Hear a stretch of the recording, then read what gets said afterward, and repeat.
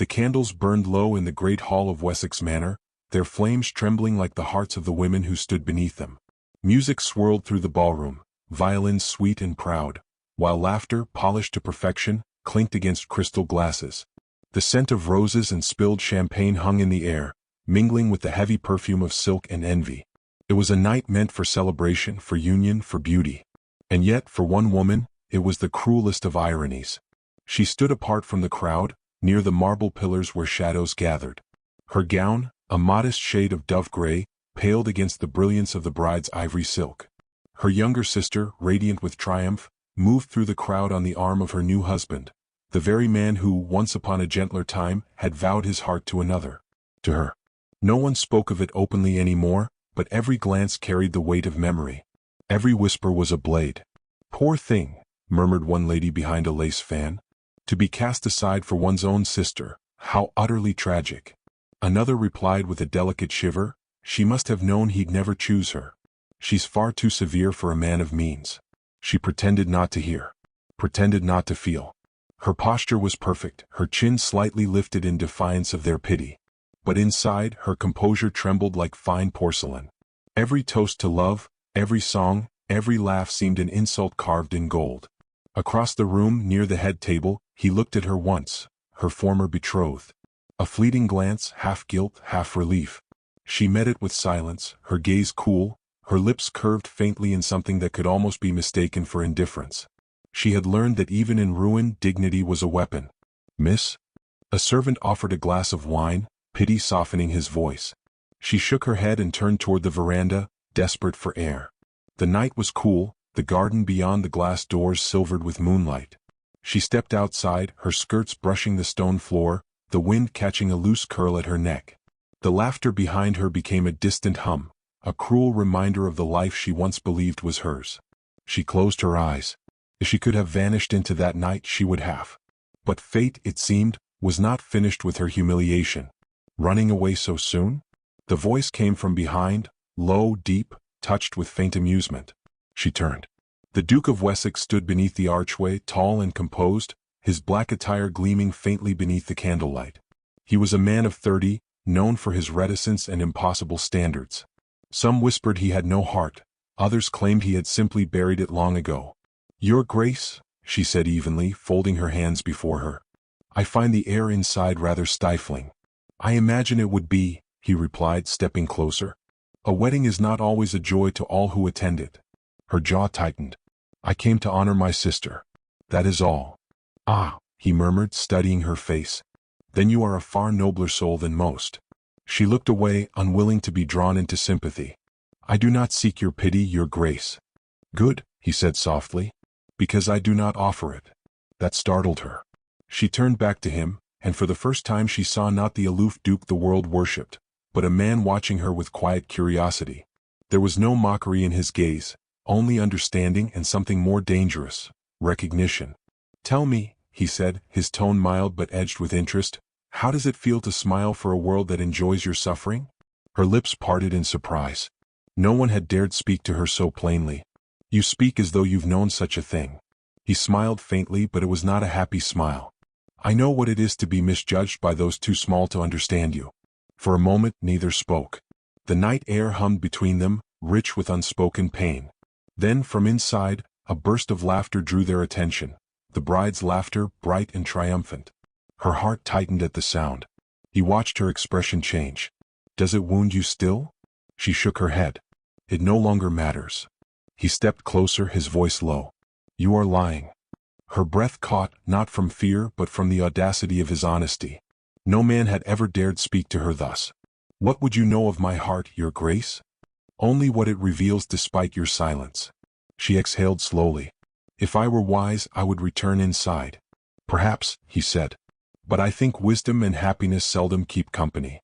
Before she could reply, a pair of guests passed through the veranda doors, their voices dripping with scandalous delight. "Did you hear?" whispered one. "The elder sister stands alone while the younger claims both love and fortune. What a dreadful symmetry." Her spine stiffened, her cheeks pale as frost. The words pierced deeper than they should have. She turned, meaning to walk away before her composure shattered completely. But then the Duke's voice, steady, measured, cut through the murmurs like a blade. Then let them think you're mine. The music faltered inside. The air itself seemed to pause. She turned back to him, eyes wide. What did you say? He met her gaze calmly, as though the matter were trivial. You wish to end their sport? Then let them believe you are under my protection. A single rumor can silence 1,000 cruel tongues. Her breath trembled. You cannot mean it. I do, he said simply. Walk with me inside. Let them see. The rest will follow. She stared at him, torn between disbelief and the strange, aching relief his words offered. For years she had endured silence, endured shame, endured pity. And now, without warning, he offered her a shield forged of his own name. Why would you do this? She asked quietly. He studied her a moment longer, then said, Because I find cruelty tiresome. And because I've grown weary of the spectacle of small minds. There was no sentiment in his tone, no false gallantry. Only a calm finality that left her no room for refusal. Slowly, she placed her hand upon his offered arm. Together they stepped back into the light of the ballroom. Conversation faltered. Heads turned. The bride herself froze in mid-laugh. The musicians, uncertain, hesitated before continuing their tune. He led her through the crowd with quiet authority, stopping where the chandeliers burned brightest. Smile, he murmured softly so only she could hear. If they must look, let them see victory. Her heart pounded, her throat tight. And yet, as she looked up at him, at the strange, distant warmth in his eyes, she found she could. When the night ended, gossip would spread like wildfire. But for the first time in months she did not feel invisible. The pity in their glances had turned to curiosity. The whispers, once daggers, now bent in awe. And as the Duke of Wessex bowed before her, his hand lingering a heartbeat longer than etiquette allowed, she realized that one act of defiance could change the course of an entire life. The violins resumed their melody. The candles flickered higher. Somewhere, unseen, destiny drew its breath. The week that followed the wedding was not one of peace, but of whispers, soft, persistent, and venomous as the hiss of wind through cracked shutters. The illusion born from a single sentence, "Then let them think you're mine," had spread like fire through dry fields. In every parlor, over every teacup, her name was spoken with the Duke's. For the first time in her life, she had become a subject of fascination rather than pity, and that change, though intoxicating, carried its own quiet peril. Each morning began the same way. A knock upon the door, a rustle of silk as her maid entered, and upon the silver tray, a single white rose, dew still clinging to its petals, tied with a ribbon the color of storm clouds. No note accompanied it. No explanation. But everyone in the household understood who had sent it. The Duke of Wessex, with his impossible calm and impeccable timing, had claimed her before society with a gesture that was both gallant and dangerous. Her mother disapproved, of course.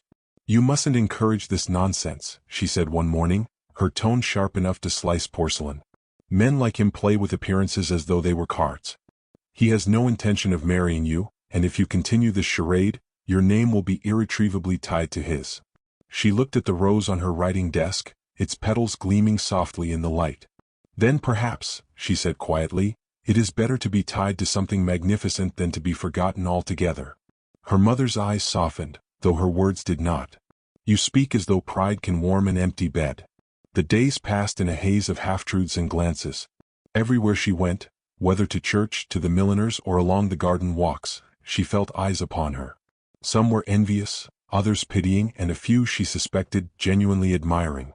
For a woman long dismissed as a cautionary tale, the sudden attention was as bewildering as it was dangerous. The Duke, for his part, remained maddeningly composed. He neither denied nor confirmed the rumors. When they crossed paths at a dinner or gathering, he would incline his head, perhaps offer his arm for a brief promenade, his expression unreadable. Their exchanges were few but charged. It was as if the entire world had conspired to make every silence between them louder than any declaration could ever be. At one such gathering, the night of the opera, he appeared beside her just as the lights dimmed. His presence drew an almost visible ripple through the room. Whispers followed, fluttering like moths. "Your Grace," she murmured as he offered her his arm. "You seem startled," he said. "I assure you I am quite harmless." "I doubt anyone would believe that," she replied softly, her lips barely moving. "Then perhaps," he said, his gaze steady upon her, "we should give them something to believe." When the curtain rose he did not watch the stage. His eyes lingered on her profile, the faint tremor of her lashes, the way her fingers twisted the lace of her gloves. And though she did not look at him, she felt it, the weight of his gaze, the unspoken promise beneath it. At the interval, they walked the marble corridor where the elite paraded their vanity. The chandeliers shimmered like frozen rain above them. A voice, honeyed and cruel, drifted through the crowd. "Ah, miss," said Lady Pembroke, the Duke's long-admired suitor, her fan fluttering lazily. "How curious that you find the courage to attend tonight. I confess, I should have thought such attention might overwhelm a quieter soul." Her cheeks burned, but she held her tone. "A quieter soul, perhaps, but not one who has endured worse." Lady Pembroke's smile sharpened. "Endured indeed. One can hardly imagine what fortitude it takes to recover from such family embarrassments." The air thickened. The insult struck deep, laced with cruel precision. Before she could reply, the Duke's voice cut through the murmurs. "I was unaware," he said coolly, "that cruelty had become a fashion accessory this season, Lady Pembroke. How tiresome." The lady's expression faltered, her painted lips parting, but he continued without raising his voice. "If you have no melody left in your soul, I suggest silence. It is far more graceful." Gasps rippled. Lady Pembroke's fan snapped shut with a tremor. The Duke turned back to his companion, his hand resting briefly over hers. "Shall we?" Her heart pounded as he led her away, not from fear but from something far more dangerous, gratitude mingled with something she dared not name. That night, as her carriage rattled home through the lamplit streets, she could not shake the echo of his defense. The world now believed she had ensnared the most powerful man in London. The irony, of course, was that she did not even understand him. By morning, the newspapers had done their work. The Duke's intended? A curious turn of events, proclaimed the headline in bold letters. Beneath, speculation bloomed like poison ivy, details of their supposed courtship, fabricated encounters, even hints of an imminent engagement. Her maid brought the paper to her room, eyes wide. "Miss, shall I have it burned?" She stared at the words, at the cruel accuracy of their invention. "No," she said after a long silence. "Let it remain." The rose that arrived that morning was the same as before, pure, perfect, and wordless. Yet for the first time she found herself wondering what each petal concealed. Was it mercy? Amusement? Or something perilously close to care? When they met again, at a charity garden fete, beneath the flowering arches of May, he spoke little. But his glance, when it found hers across the crowd, was enough to still the air. "You've made me the subject of a dozen headlines," she said lightly, though her heart trembled. His reply was quiet, deliberate. "You were already the subject of their cruelty. I simply changed the tone." "And what am I to them now?" she asked. He looked down at her, eyes shadowed with thought. A woman they must learn to respect, or fear. It was not love he offered her that day, nor even tenderness. It was something rarer in their world, protection without demand. Yet protection, she soon realized, came at a cost.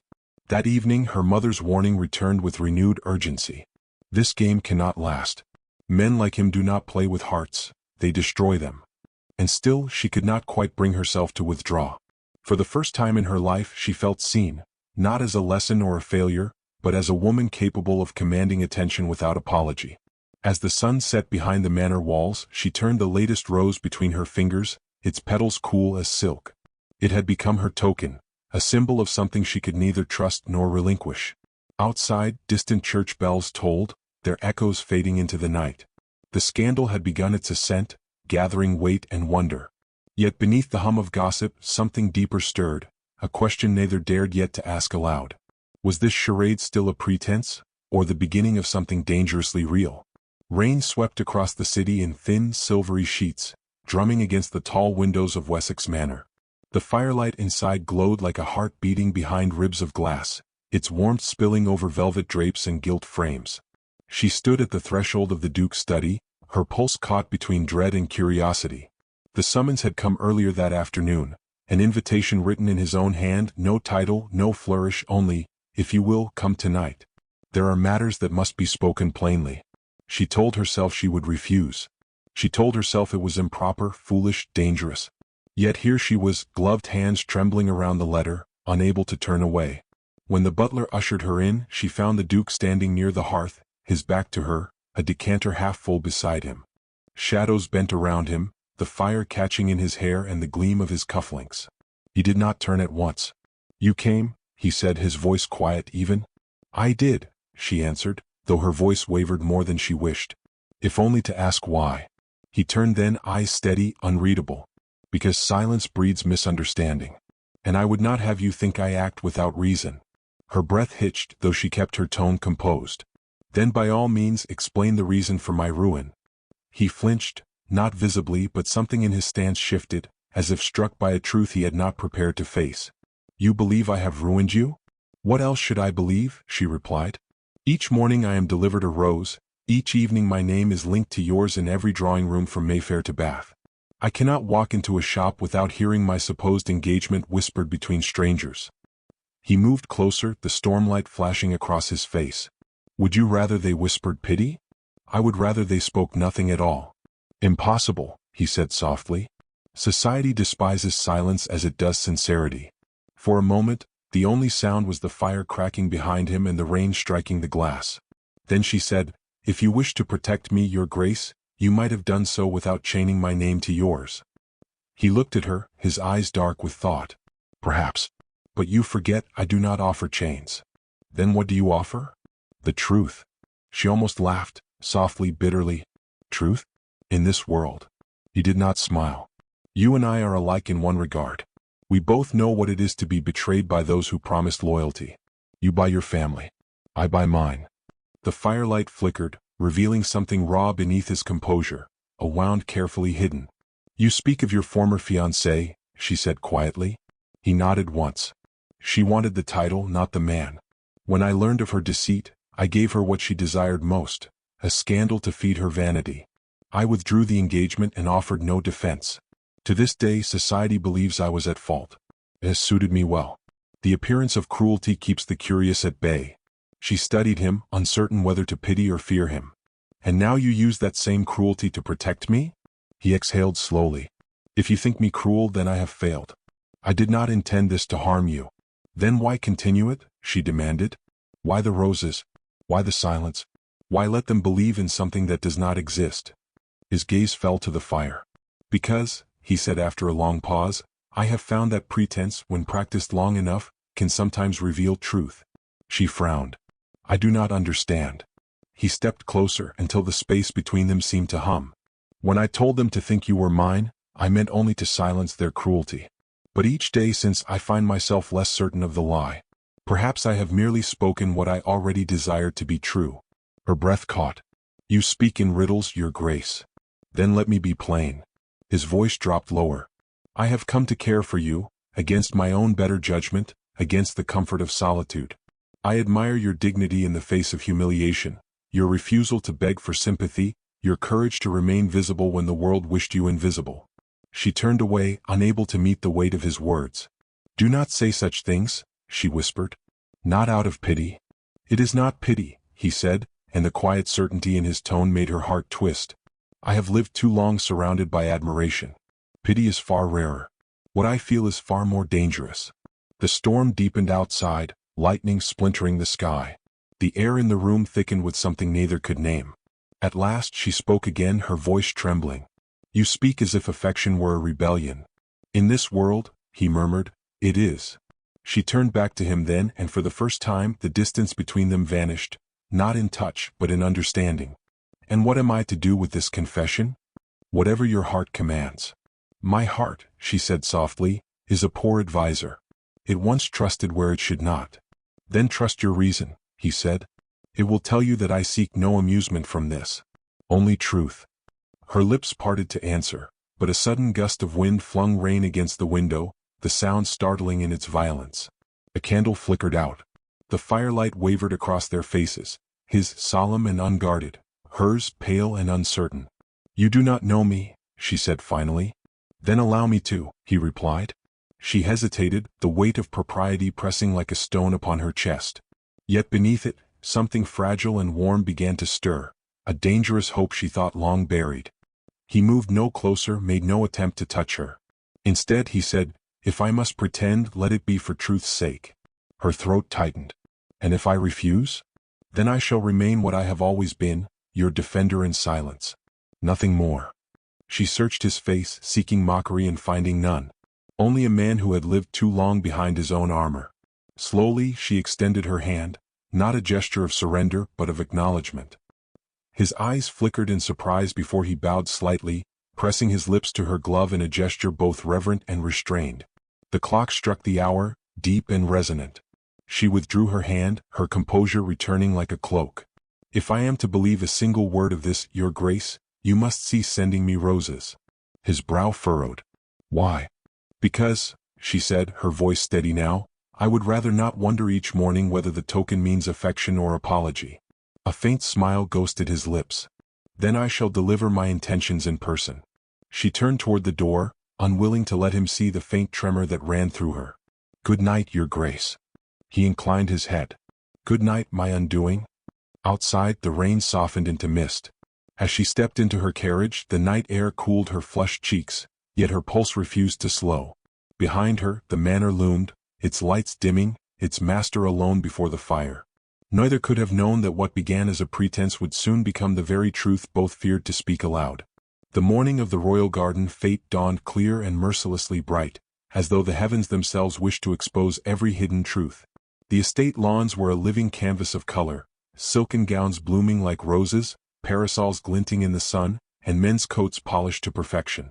Beneath the laughter and strings of the orchestra, however, ran a current of something sharper, gossip. It flowed from mouth to mouth like fine wine, intoxicating those who sipped too freely. She arrived later than decorum allowed, her carriage wheels whispering over the gravel. The moment she descended, a hush rippled through the crowd. Every eye followed her, some with admiration, most with curiosity, a few with cruel delight. She had chosen a gown of pale lilac, simple but elegant, a color that did not shout but commanded. If they expected a fallen woman to hide, they would be disappointed. Across the garden she found him immediately. The Duke of Wessex stood beside a marble fountain, surrounded by nobles eager for his favor. Even in daylight, he seemed carved from the same cold stone, still, regal, untouchable.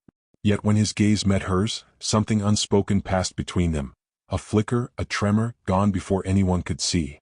"Miss," he greeted as she approached, bowing slightly, formality concealing familiarity. "Your Grace," she replied with a composure that cost her dearly. "It seems London finds us inseparable." "Do they?" he murmured, offering his arm. "Then perhaps we should give them cause to believe so." She hesitated only a moment before taking it. Together they walked through the murmuring throng, the picture of grace and harmony.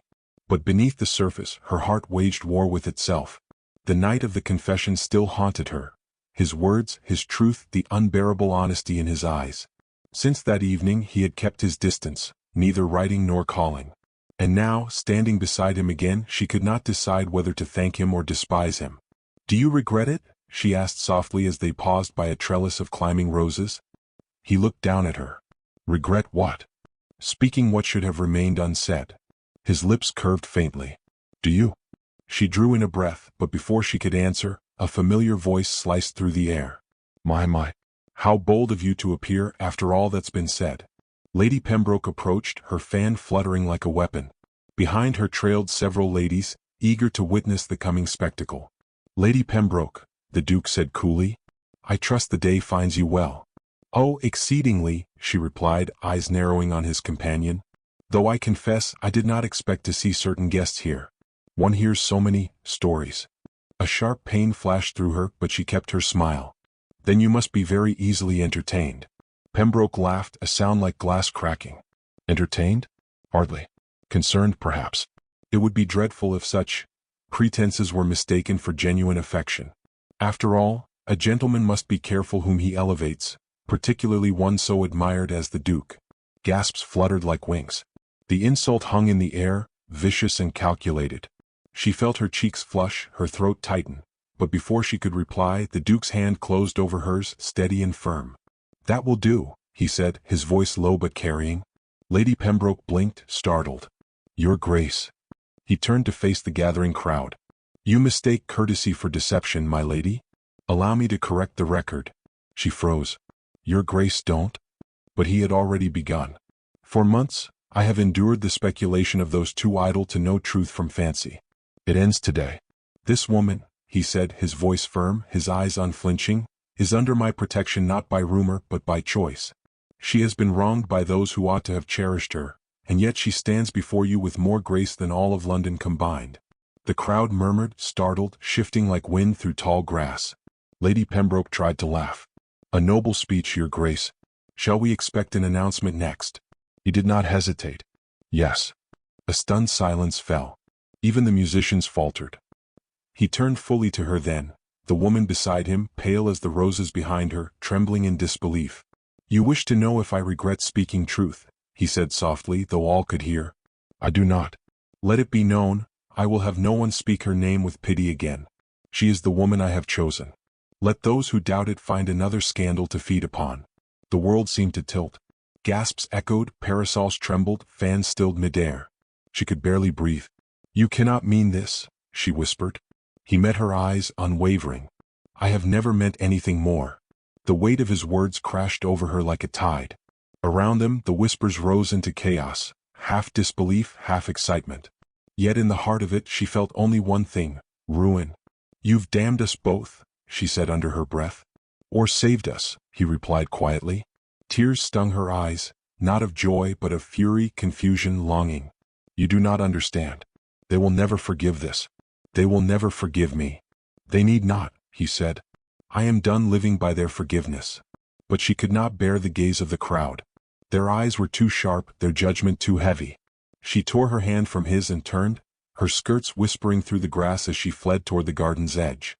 He followed, ignoring the murmur of voices, until they stood apart beneath an archway of ivy, hidden from view. "Why?" she demanded, her voice breaking. "Why humiliate me further? Could you not leave well enough alone?" "Because well enough was never truth," he said.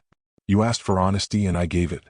If the cost is scandal, let it be mine to bear." "But it will not be yours alone," she cried. "I have no title to shield me, no wealth to silence their tongues. You think this is noble, but it is ruin." He stepped closer, the anguish in his eyes raw and unguarded. "Would you rather I let them destroy you in whispers? I would rather face ruin in truth than safety in lies." For a heartbeat neither spoke. The music resumed faintly in the distance, mocking them with its fragile joy. At last she said, trembling, "You are a fool." "Perhaps," he said, his voice gentling. "But I am a fool in love." She drew back, tears catching the sunlight like glass. "Then God help us both." Before he could answer, her strength gave way. The world blurred, the colors, the sound, the press of heat, and she collapsed, the garden tilting into darkness. He caught her before she fell, cradling her against him as panic erupted around them. Guests hurried forward, murmuring, scandal thick in the air. But he did not care. He looked down at her pale face, her lashes wet, her lips parted in a sigh of surrender, and whispered so softly no one else could hear, "I would endure every ruin for this." And as the music faltered once more, the Duke of Wessex, England's most composed and coveted man, held in his arms the woman who had undone him completely, while the empire of decorum trembled around them. Dawn broke pale and uncertain over the sea, casting a thin ribbon of light across the waves that crashed against the cliffs of Wessex. The storm that had raged through the night had passed, leaving the air heavy with salt and the scent of wet earth. Gulls wheeled above the shore, their cries sharp against the silence. In that fragile quiet, a single carriage waited upon the gravel road, its door open, its occupant veiled in gray. She sat within, gloved hands clasped tight in her lap, eyes fixed upon the horizon. Behind her, the manor stood solemn and still, its windows darkened as though in mourning. Word of the Duke's declaration had already swept through London, every drawing room, every whispering corridor filled with the same astonished refrain. He chose her. But admiration had not followed. The city loved scandal only when it destroyed, not when it redeemed. By nightfall, her name had been buried beneath mockery. Invitations withdrawn. Friendships dissolved. Her mother's final letter, short, trembling, and cruel in its truth, still lay in her reticule. "You have cast us all into disgrace. Leave London at once." She intended to obey. The coachman cleared his throat softly, hesitant. "Will your ladyship depart now?" She did not answer at once. Her heart beat unevenly, torn between resolve and regret. The sea wind lifted the edge of her veil, carrying with it the faintest echo of his voice, low, steady, unshaken. "I would rather face ruin in truth than safety in lies." It had been 3 days since the garden fete. 3 days since he had held her as she fainted in his arms, his name branded in every tongue from Mayfair to Westminster. And yet he had not come. No letter. No rose. No word. Perhaps he had realized, as all men did, that sentiment was no match for consequence. She gave a soft command. Drive on. The carriage lurched forward, the wheels grinding against gravel. She closed her eyes, swallowing the ache that rose in her chest. The cliffs fell away to her right, waves shattering into white foam far below. It was not love she fled from, it was the destruction that came with it. The sound of hoofbeats broke the wind. At first faint, then swelling, urgent, relentless. She leaned forward, the breath catching in her throat. Another horse approached, fast and closing the distance. Stop, she whispered before realizing the word had already been shouted by someone else. The carriage slowed. The world seemed to hold its breath. Through the mist, a dark figure emerged on horseback, cloak flung wide, hair unbound by decorum. He dismounted before the coach came to a full halt, boots striking the earth with desperate purpose. The Duke. Her pulse stuttered. He looked different, disheveled, breathless, stripped of his usual poise. Rain clung to his shoulders, his gloves, the edges of his jaw. But his eyes, those steady gray eyes, were the same, burning with something fierce and unspoken. You should not have come, she said quietly, though her voice trembled. He caught the door before she could close it, his hand firm against the wood. And yet here I am. What more can be said, Your Grace? The world has heard enough. Not from me, he said. Not the truth. She turned away. Truth has cost us everything. Must you come to watch me bury it? No, he said, his voice low, rough. I've come to save it. She laughed bitterly. Save it? What is left to save? You made your declaration before the entire city. You shattered every rule, every safeguard I had left. I am a pariah now, a symbol of defiance no one will forgive. You've doomed yourself to the same. He stepped closer, rain dripping from his coat. I care little for forgiveness. What I cannot endure is silence. You were leaving without a word. What would you have me say? She asked, tears rising unbidden. That I loved you? That I still do, even knowing what it has cost? Would that ease the ruin you've brought? Yes, he said simply. Because then I would know it was not for nothing. The wind tore at her veil, flinging it loose. Her face, pale and unguarded, met his gaze. The storm inside her broke. You fool, she whispered. You think love can stand against the weight of an entire world? He reached up, his hand trembling as it brushed a tear from her cheek. Then let it be the first thing that does. She shook her head, stepping back, her breath shivering in the cold air. I am not what you think me, Wessex. I'm not brave. I'm tired of fighting, of being seen, of being whispered about. I wanted peace, not glory. He smiled faintly, though sorrow deepened the lines at his eyes. Peace is for those who have never lived. You have. And you made me wish to live again. Her throat closed. You will regret this. Perhaps, he murmured. But I would rather regret truth than forget it. The sea roared below, wild and restless, as if echoing his defiance. He dropped to one knee, not with ceremony but desperation, and took her hand. Marry me, he said. Not to silence them. Not to salvage reputation. Marry me because the world has already named you mine, and I will not let them speak it as falsehood. Her tears came freely now. You cannot mean this. Marriage born of scandal will not free us, it will chain us. Then let us be chained together, he said, his voice breaking. Let the world call it folly if it must. But I will not live another day pretending my heart is untouched. She stared down at him. The Duke of Wessex, the man who had stood untouchable above all others, now on his knees before her in the mud and morning mist. There was no audience, no orchestra, no rose to soften the truth. Only two hearts stripped of pretense. Say yes, he whispered. The wind rose, carrying the sea's cry across the cliffs. Somewhere within her, the part that still clung to fear began to fade. What had she left to lose that had not already been taken? Then yes, she said softly. Yes, if you can promise me one thing. He looked up, breathless. Anything. That when the whispers grow cruel, and they will, you will not let me face them alone. His hand tightened around hers. Never. He rose, pulling her close. For a moment, neither spoke. The world, bruised by scandal, felt far away. The storm, the judgment, the ruin, all dissolved into the hush of dawn. When he kissed her, it was not the triumphant claim of a duke, but the quiet surrender of a man who had finally found peace in defiance. The sea wind wrapped around them, carrying the salt of tears and the scent of rain. I once said, he murmured against her hair, that appearances rule the world. I was wrong. It is courage. She smiled faintly through her tears. Then let us be courageous, your grace. He took her hand and led her toward the carriage, their steps slow but certain. The sun rose higher, breaking through the gray, gilding the horizon with light. Behind them, Wessex Manor stood in silhouette, a relic of a world that no longer owned them. Before them, the open road wound along the cliffs, leading toward an uncertain, unspoken future. The carriage door closed, and as the wheels turned, he looked once more at her, his voice soft, almost reverent. "They will still talk," he said. She leaned her head against his shoulder. "Then let them." The sea thundered below, the wind carried their laughter into the dawn, and for the first time, the Duke of Wessex and the woman who defied London rode not toward ruin, but toward freedom.